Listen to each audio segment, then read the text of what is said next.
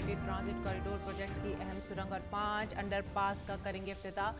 1.6 kilometre तवील सुरंग से दिल्ली और एनसीआर के लोगों को आमदोरफ्त में होगी आसानी। जदीद तरीन आलमी मेयार की सहूलियात से लैस सुरंग की तामीर में आई है 920 करोड़ की लागत।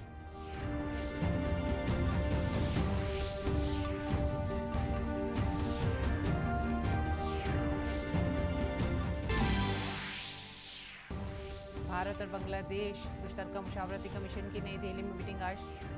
मीटिंग के वजीर खारजा डॉक्टर एस जयशंकर और बांग्लादेश के वजीर खारजा अब्दुल मोमिन करेंगे मुश्तरका सदारत।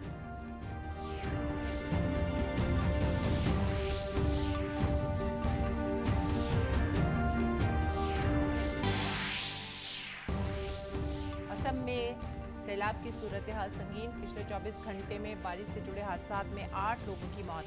मेघालय में भी हालात काफी हद तक खराब।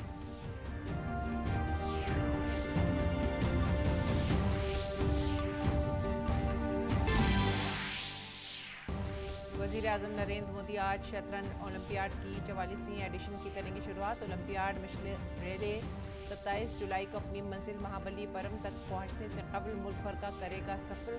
मरकजी वजीर अनुराग सिंह ठाकुर ने कहा, नौजवानों के दरमियान शतरंज के तय बढ़ेगी दिलचस्पी।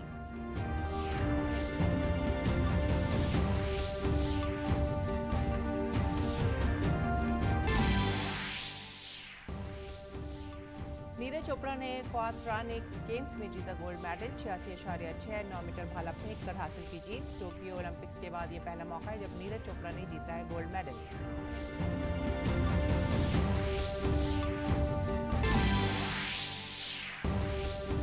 आज बेंगलुरु में खेला जाएगा भारत और जनूबी अफ्रीका के दरमियान 2020 सीरीज का 5वां और आखिरी फैसलाकुन मैच। सीरीज में दोनों टीमें 2-2 मैच जीतकर बराबरी पर।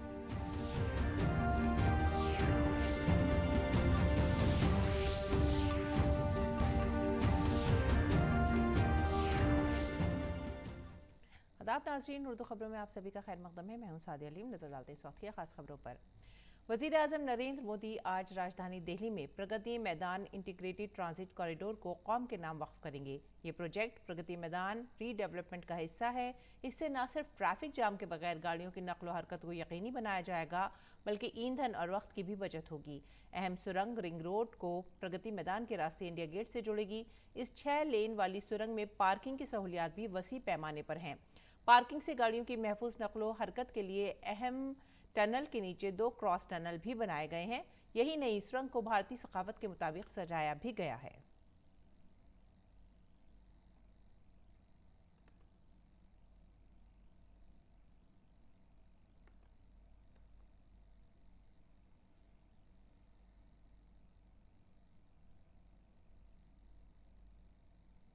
और भारत और बांग्लादेश के दरमियान मुश्तरका मुशावरती कमीशन की 7वीं मीटिंग आज नई दिल्ली में होगी।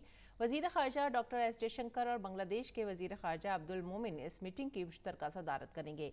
वजारत खारजा ने कहा है कि मीटिंग में 2 तरफा ताल्लुकात के तमाम पहलुओं का जायजा लिया जाएगा, जिसमें ताउन, सरहदी इंतजाम और सलामती, तिजारत और सरमायाकारी, कनेक्टिविटी, तवानाई, आबी वसाइल, तरक्याती शराकतदारी और कोविड-19 के तनाजुर में इलाकाई और कसीरुल जहती उमूर शामिल हैं। कोविड-19 वबाई इमराज के आगाज के बाद मुश्तरका मुशावरती कमीशन की पहली बराह रास्त मीटिंग होगी। आखिरी मीटिंग 2020 में वर्चुअल तरीके से हुई थी।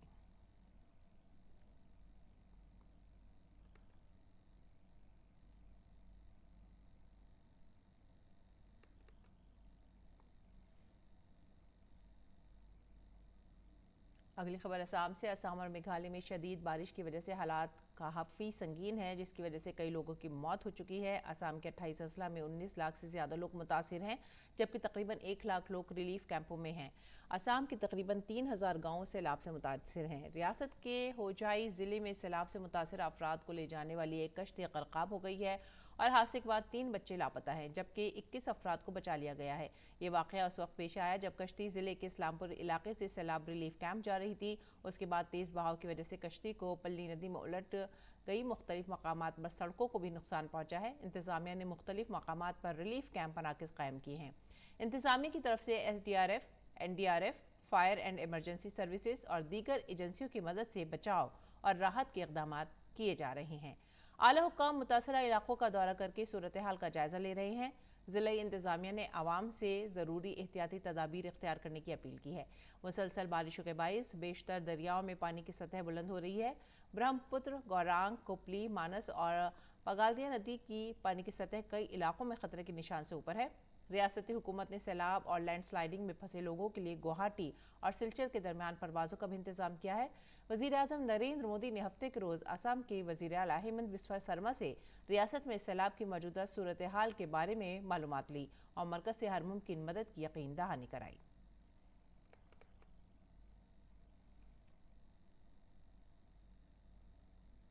इस बीच मेघालय के वज़ीर आला कोनराड संगमा ने मरकज़ी वज़ीर दाखिला अमित शाह को रियासत में सैलाब की सूरत हाल से वाकिफ कराया है। मरकज़ी वज़ीर दाखिला ने हर मुमकिन मदद की यकीन दहानी कराई है। उन्होंने ट्वीट के जरिए कहा है कि मरकज़ी वज़ीर दाखिला अमित शाह को रियासत में सैलाब की सूरत हाल और इससे बड़े पैमाने पर होने वाले नुकसान के बारे में वाकिफ कराया गया है। उन्होंने हर मुमकिन मदद की यकीन दहानी कराई है और सूरत हाल का जायज़ा लेने के लिए टीम भेजने का मुतालबा किया। मैं इसके फौरी जवाब के लिए शुक्रिया अदा करता हूँ।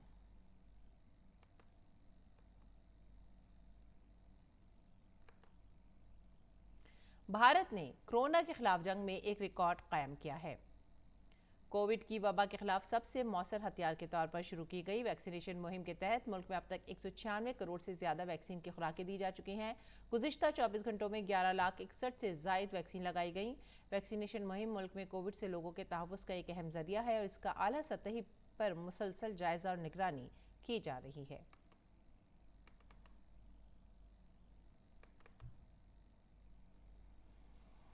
और पोलियो के कतरे पिलाने के लिए 2022 का पहला ज़ैली कौमी टीकाकारी दिन आज से मुल्क की 11 रियासतों के मरकज़ के ज़ेर इंतज़ाम इलाकों बिहार, चंडीगढ़, दिल्ली, गुजरात, हरियाणा, झारखंड, महाराष्ट्र, पंजाब, राजस्थान, उत्तराखंड और मगरबी बंगाल में मुनक़्क़िद किया जा रहा है।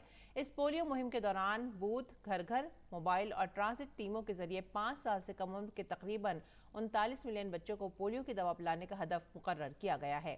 बच्चों को इजाफी तहफ़्फ़ुज़ फराहम करने के लिए हुकूमत हिंद ने अपने मामूल के इम्यूनाइजेशन प्रोग्राम में injectable inactivated polio virus vaccine को भी शामिल किया है।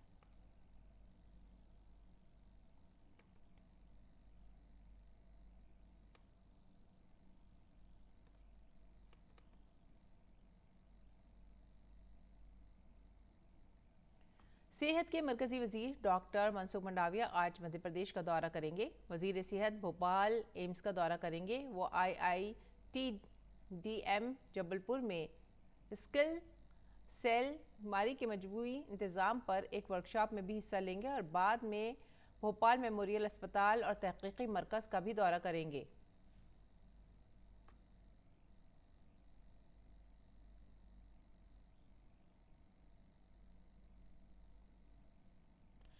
और मशरक़ी यूक्रेन के सनती शहर डोनेट्स्क में जंगी हालात के दरमियान शदीद गोलीबारी की इत्तला है। एक फुटेज में दिखाया गया है कि यूक्रेनी कस्बे डोनेट्स्क के वॉशलोस्की और क्वेस्की अजला में धुएं के गुबार फिजा में उठ रहे हैं। यूक्रेन इन दो खित्तों पर हमला करने से लगातार इनकार कर रहा है। डोनबास खुद साख्ता डोनेट्स्क और लुहांस्क अवामी जमहूरिया पर मुश्तमिल है, जिन्हें रूसी हिमायत याफ्ता अलहदगी पसंदों ने 2014 के दौरान अपने कब्जे में ले लिया था। रूस ने 24 फरवरी को यूक्रेन पर हमले के मौके पर दोनों खित्तों को आज़ाद रियासतों के तौर पर तस्लीम भी किया था।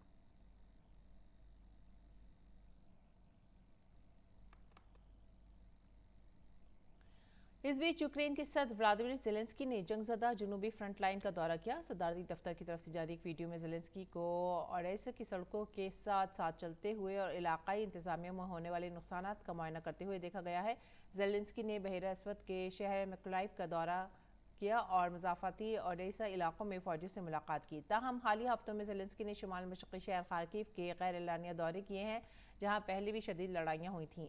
अभी भी दो मशरक़ी शहरों के करीब लड़ाइयाँ जारी हैं। फुटेज में ज़ेलेंस्की को फ़ौजी दस्तों के साथ एक मीटिंग की सदारत करते हुए भी दिखाया गया है, जिसमें ज़ेलेंस्की ने ओडेसा के इलाके में नेशनल गार्ड की पोजीशनों का भी दौरा किया। यूक्रेनी सदर ने फ़ौजियों की खदमात पर शुक्रिया अदा किया। काबिल ज़िक्र है कि इससे कबल सदारती दफ्तर ने उनकी माइकोलाइव के दौरे की फुटेज जारी की थी, जहां वो तबाहशुदा इंतजामिया की इमारत का मुआयना कर रहे हैं। इस मकाम पर मार्च में 37 अफराद हलाक हुए थे। दूसरी तरफ ज़ेलेंस्की ने कहा है कि यूक्रेन के तकरीबन 5वें हिस्से पर रूसी अफवाज का कब्जा है।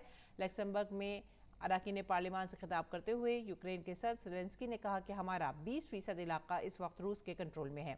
उनका कहना था कि रूसी फौज ने यूक्रेन के 48,000 मुरब्बा मील इलाके पर कब्जा कर लिया है। मीडिया ज़राए के मुताबिक रूसी फौज मशरक़ी डोनबास इलाके के शहर पर हमले तेज कर रही है।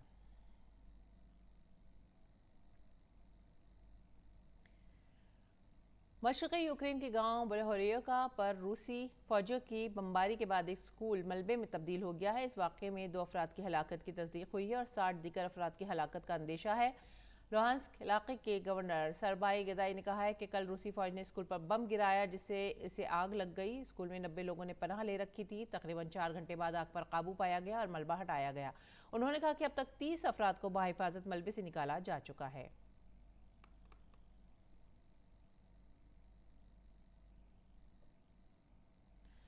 और ट्यूनिस की सड़कों पर हजारों मुजाहिरीन ने सदाए एहतजाज बुलंद करते हुए सदर कैस सईद की तरफ से पेश किए गए नए आइन पर रेफरेंडम के खिलाफ एहतजाज किया।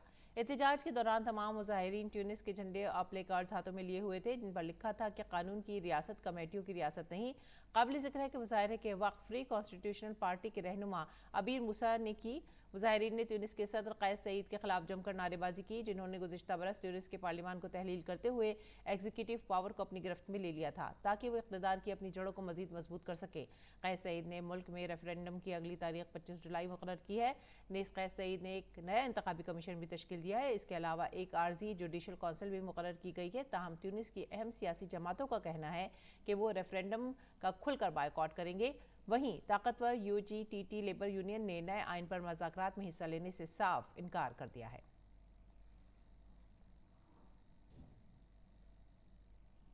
अगली खबर श्रीलंका से। श्रीलंका में अगले हफ्ते से पब्लिक सेक्टर के दफातर बंद करने का ऐलान किया गया है। हुकूमत ने यह फैसला ईंधन की शदीद किल्लत के पेश नज़र किया है।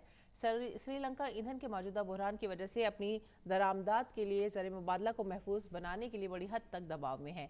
मईशत पर इसके असरात वाज़ेह तौर पर नज़र आ रहे हैं जिसके नतीजे में मुल्क भर में फिलिंग स्टेशनों के बाहर एहतजाज हो रहा है। ताहम सरकारी अहकाम के तहत सेहत के शोबे में काम करने वाले अफराद का काम जारी रहेगा।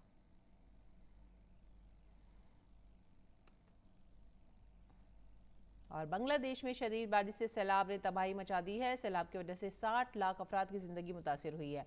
आइंदा 2 रोज़ में मजीद बारिश की पेशनगोई की गई है। इस बार बांग्लादेश में हालात 2004 के मुकाबले में काफ़ी ख़राब बताए जा रहे हैं। हुकाम ने बताया कि सैलाब से बड़े पैमाने पर नुकसान हुआ है। माहिरीन माहौलियात मौसमियाती तब्दीली की वजह बताते हुए बुरहान में इजाफे का इंतबा दे रहे हैं। जनूब मशरक़ी ज़िला चितगोंग में मिट्टी के तोते गिरने से मकानात मुनहदिम हो गए हैं जिसमें 4 अफराद की मौत और 3 जख्मी हुए हैं।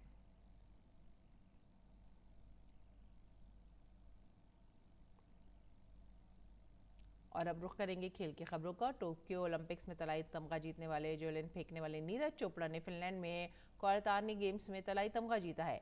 टोक्यो ओलंपिक्स के बाद ये पहला मौका है जब नीरज चोपड़ा ने गोल्ड मेडल जीता है।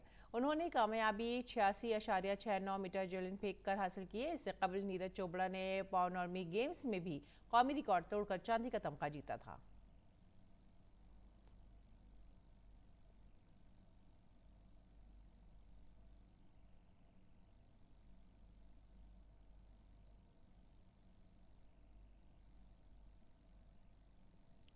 वज़ीर आज़म नरेंद्र मोदी आज 44वें शतरंज ओलंपियाड के लिए तारीख़ मशल रैली का आगाज़ करेंगे। मशल रैली का इफ्तिताह नई दिल्ली के इंदिरा गांधी बैनुल अक़वामी स्टेडियम में एक प्रोग्राम के दौरान किया जाएगा। शतरंज ओलंपियाड मशल अपने इफ्तिताही एडिशन में मुल्क भर के 75 शहरों से होकर गुजरेगी और 27 जुलाई को अपनी मंजिल महाबलीपुरम तक पहुंचेगी। शतरंज ओलंपियाड 28 जुलाई से 10 अगस्त 2022 के दौरान चेन्नई में मुनक़िद किया जाएगा। 1927 से मुनक़िद होने वाले इस मुकाबले का एहतमाम भारत में पहली मरतबा किया जा रहा है।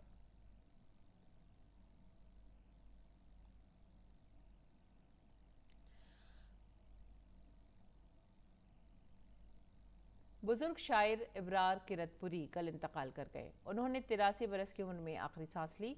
उर्दू की हमद और नातिया शायरी में उन्होंने बेशबहा इजाफा किया। उनके मनक़बती कलाम के कई मजमूए शाये हुए हैं। इब्रार किरतपुरी की पैदाइश 1939 में यूपी के बिजनौर ज़िले में हुई। शायरी की तरफ उनका रुझान शुरू से रहा। उन्हें अपनी गज़लों के लिए भी मकबूलियत मिली। इब्रार किरतपुरी कई एजाज़ात से भी नवाजे गए।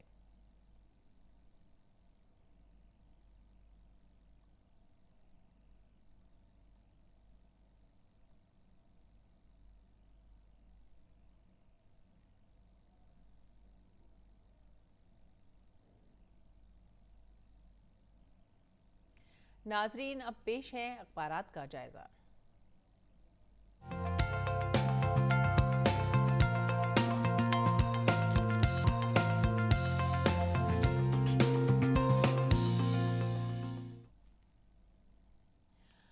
नासरीन, सबसे पहले जो खबर हमने ली है अखबारात के जायजे में वो है रोज़नामा राष्ट्रीय सहारा से, और ये है अग्निपथ एहतजाज में शिद्दत के दरमियान अग्निवीरों को कई महकमों में रिजर्वेशन देने का ऐलान किया गया है। और अग्निपथ के एहतजाज करने वाले नौजवानों से अपील की गई है कि वो पूरी तरह से स्कीम को समझें, इस स्कीम से उनको फ़ायदा हासिल होगा। अगली खबर भी रोज़नामा राष्ट्रीय सहारा से ही है, और ये खबर है काबुल से। काबुल में गुरुद्वारे में धमाका, 3 हलाकतों की तस्दीक। बुज़िलाना हमले पर हिंदुस्तान का इजहार तशवीश, हालात पर बारीकी से नज़र।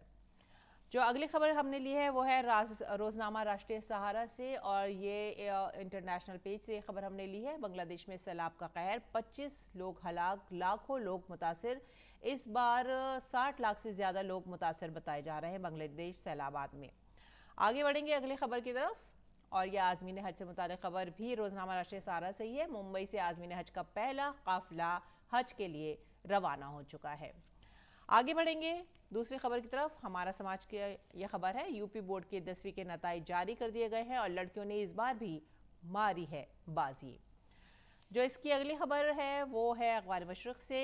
अखबार मशरिक़ से ये खबर है असम के सैलाब से मुतालिक। असम के सैलाब में हालात काफ़ी नाजुक अभी बने हुए हैं, और लगातार कोशिश की जा रही है कि लोगों को महफूज मकामात पर मुंतकिल किया जा सके।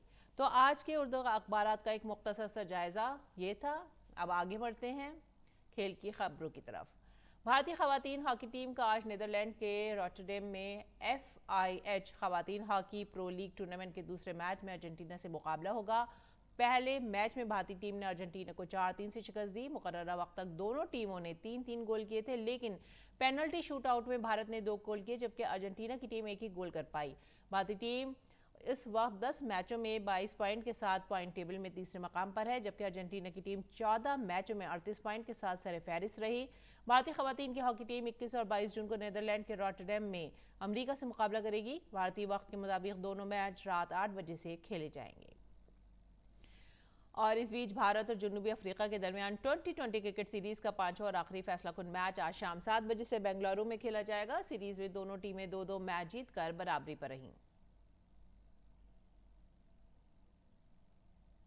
21 जून को कर्नाटक के शहर मैसूर में बैनुल-अक़वामी यौम योगा का एहतमाम किया जाएगा। बैनुल-अक़वामी योगा दिन की अहम तकरीब मैसूर पैलेस ग्राउंड में मुनक़िद होगी, जहां वज़ीर आज़म यौम योगा की तकरीबात में शिरकत करेंगे।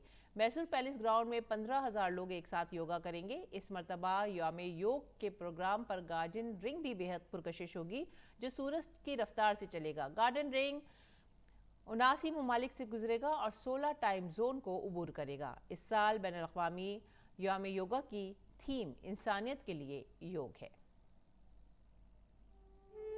कोविड की वबा के बाद पहली बार बैनुल-अक़वामी यौम योगा का इनेकाद फिजिकल तरीके से हो रहा है। 21 जून को योगा का अहम प्रोग्राम शहर मैसूर में मुनक़िद होगा, जहां वज़ीर आज़म नरेंद्र मोदी बैनुल-अक़वामी यौम योगा प्रोग्राम में शिरकत करेंगे। मैसूर पैलेस ग्राउंड में होने वाले अहम प्रोग्राम में कोविड प्रोटोकॉल पर अमल करते हुए 15,000 लोग एक साथ योगा करेंगे। यौम योगा की तैयारियों के बारे में मालूमात का इश्तराक करते हुए आयुष के मरकजी वजीर ने कॉमन योगा प्रोटोकॉल को जारी किया और एक शॉर्ट फिल्म भी जारी की। Honourable prime minister of India Shri Narendra Modi ji, who led the inception of the International Day of Yoga, which has become an iconic occasion across the world, will join 15,000 people on the Mysuru Palace ground. इस बार आज़ादी के अमृत महोत्सव के मौके पर बैनुल-अक़वामी यौम योगा का एहतमाम किया जा रहा है, इसलिए इसका इनेकाद भी खुसूसी अहमियत का हामिल होगा। इस बार यौम योगा 75 मकामात पर मनाया जाएगा। इस मरतबा के यौम योगा में गार्डियन रिंग खास होगा। जो सूरज की रफ्तार के साथ दुनिया के मशरकी हिस्से से शुरू होगा और मगरिब की तरफ 16 मुख्तलिफ टाइम जोन से गुजरेगा। गार्डियन रिंग 21 जून को सुबह 3 बजे से शुरू होगा और न्यूजीलैंड ऑस्ट्रेलिया के रास्ते कनाडा में रात 10 बजे खत्म होगा। इसकी बराह रास्त नशरियात डीडी इंडिया पर की जाएगी। 79 countries and United National Organization are on board for the program with the full-hearted support of Indian mission abroad. The program would be telecast live on DD India for 16 time zones. Mass CYP demonstration at 75 iconic locations. 20 और 21 जून को Mysore Dussehra ground में physical और digital नुमाइश का भी एहतमाम किया जाएगा, जहां आप वजीर आजम के साथ वर्चुअल तस्वीर भी खिंचवा सकते हैं और उनके साथ योगा के आसन का मिलान कर सकते हैं। योगा के आलमी दिन के मौके पर तमाम सरकारी और गैर सरकारी इदारे भी शिरकत करेंगे। इसके साथ ही पंचायत सतह पर भी यौम योगा मनाया जाएगा। एक अंदाजे के मुताबिक इस बार बैनुल-अक़वामी यौम योगा में तकरीबन 25 करोड़ लोग बराह रास्त और बिलवास्ता तौर पर हिस्सा लेंगे। दिल्ली से नितिन सिंह, डीडी न्यूज़ उर्दू खबरें। हम सब इस गर्मी के मौसम में ठंडक की तलाश में हैं। योगा सूत्र की आज की किस्त में हम आचार्य प्रतिष्ठा योगा के ऐसे तरीके के बारे में बता रही हैं जो हमारे जिस्म और दिमाग को ठंडक पहुंचाते हैं।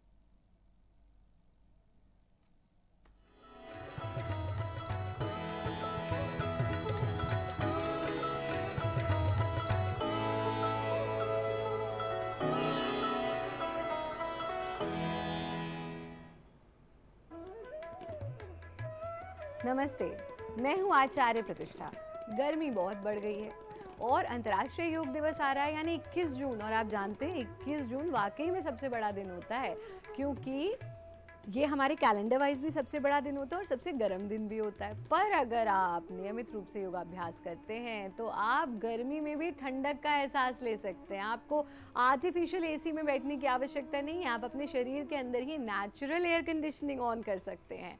आपको करना है शीतली प्राणायाम का अभ्यास। यथा नाम तथा गुणा, जैसा नाम वैसा गुण, और इसका तो नाम ही है शीतली। ये हमें शीतलता देता है, ये हमारे पित्त को कम करता है, ये गर्मी से होने वाली सभी समस्याओं का समाधान है। अगर आपको स्किन पर रैशेस हो जाते हैं, पिंपल्स हो जाते हैं, या पित्त उखड़ आती है, या फिर आपका पेट बहुत जल्दी जल्दी ख़राब हो जाता है, या फिर आपको हेयर फॉल की प्रॉब्लम है, या आपका बीपी बहुत हाई रहता है, इन सब समस्याओं में आपको नियमित रूप से करना है शीतली प्राणायाम का अभ्यास। कैसे करते हैं शीतली प्राणायाम? ध्यान से देखिए, ध्यान से समझिए, और सिर्फ देखिए और समझिए नहीं, नियमित रूप से इसका अभ्यास भी कीजिए। आप अपने आसन में स्थिर होकर के बैठेंगे, हाथों को ज्ञान मुद्रा में ले लेंगे, और अब आपको आंखें बंद करके ही प्राणायाम का अभ्यास करना है और अपनी जीभ का पाइप बना देंगे। कैसे? अब इस पाइप से आपको श्वास भीतर लेनी है। देखिए, हमें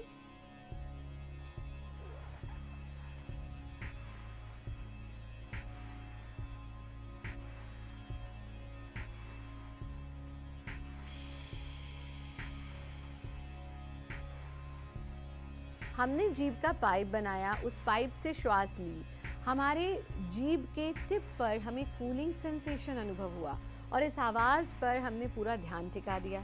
जब पूरा गहरा श्वास ले लिया, उस ठंडक का एहसास मुंह से, गले से होते हुए, सीने से होते हुए नाभि पर्यंत हमें हुआ, और फिर हमने नासिका से श्वास छोड़ दी। अब आप ध्यान से इसको देखिए।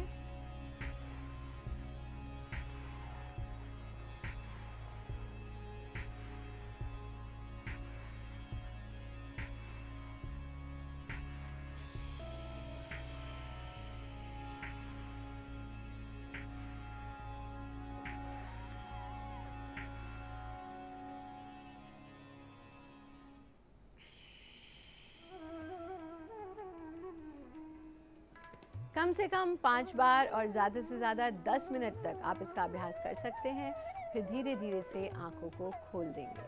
शीतली प्राणायाम का नियमित अभ्यास आपकी थर्स्ट को कंट्रोल करता है, एक्स्ट्रा हंगर को कंट्रोल करता है और विशेष रूप से गर्मियों में हमें लगती तो प्यास है पर हम उसको मिटाने के लिए नेचुरल ड्रिंक्स ना पी करके चीनी से भरी हुई, आर्टिफिशियल शुगर से भरी हुई ड्रिंक्स पीते हैं क्योंकि वो हमें रेडीमेड ऑप्शंस मिल जाते हैं। लेकिन आपको माँ प्रकृति ने ऐसे बहुत सारे तरीके दिए हैं जिससे आप अपनी गर्मी को दूर कर सकते हैं, जिसमें से एक है शीतली प्राणायाम। दूसरा, आप अपनी डाइट में इंक्लूड कीजिए छाछ को, लस्सी को, और जब लस्सी बनाएं तो सफ़ेद चीनी से नहीं, हमें उसे शक्कर से बनाना चाहिए, जैगरी पाउडर से, जो गुड़ के ही रंग का पाउडर होता है, या आप शहद से भी बना सकते हैं।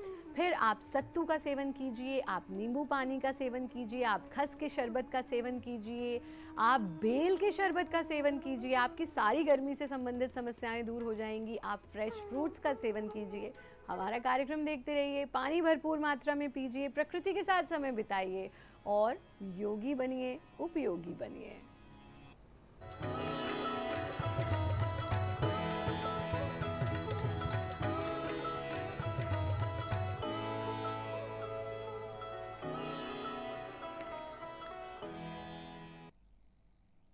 और आइए अब नजर डालते हैं मौसम के मिजाज पर।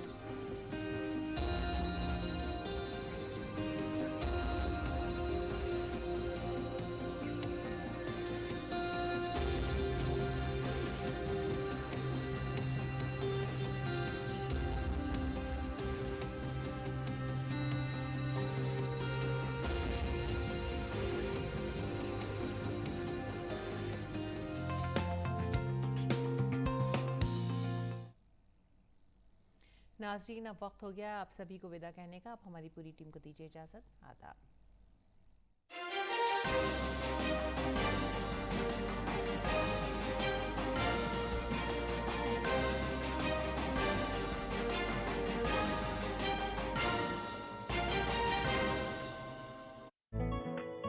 खामोशी ने मुकफ्फल कर दिए हैं सारे दरवाजे। अगर हम गुफ्तगू